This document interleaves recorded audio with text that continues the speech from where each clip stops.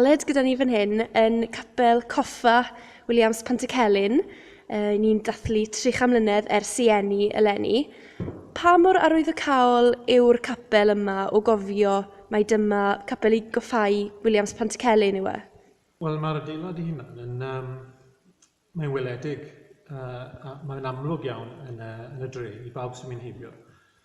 Ond i'r bobl sy'n byw yn yr ardal, beth sydd yn y peth mwyaf pwysig, a'r peth mwyaf cyffrous yw fod yna dal cyfarfodydd yn y capel.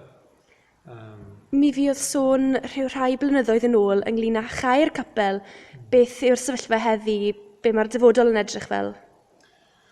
Oedd sôn am cloi'r capel, ath niferoedd yr aelodau o'r capel lawr i bron dim, ac yna fe ddechreuodd cyfarfodydd yma, gyda'r arweiniaeth Leonard Phelps, Americanwr, o Lanwrtyd Wales.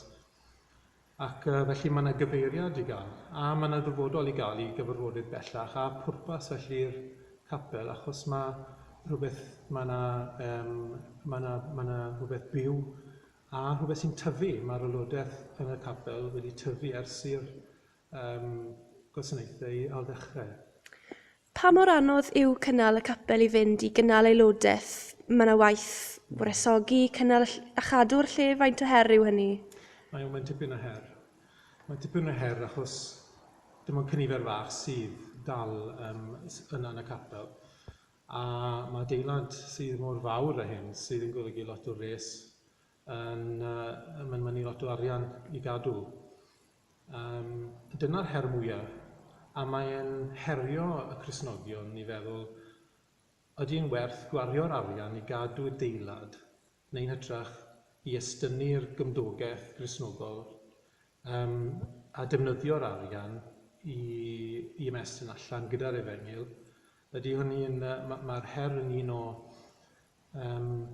o gyfarfod a wneud hynny allan yn ymestyn allan o adeilad sydd mor enwog ar capel yma, neu y dewis arall i ymestyn allan o rhywle mwy cyfoes.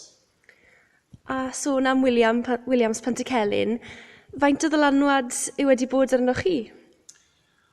Wel, mae Williams Pantycelyn wedi cael tipyn o ddylanwad ar ymwydi.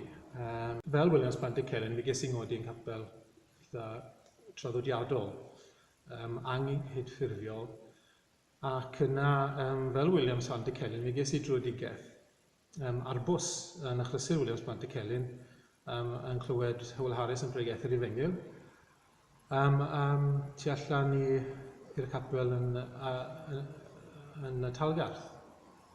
A felly mae'n cydrychioli Cristion sydd wedi cael ei godi yn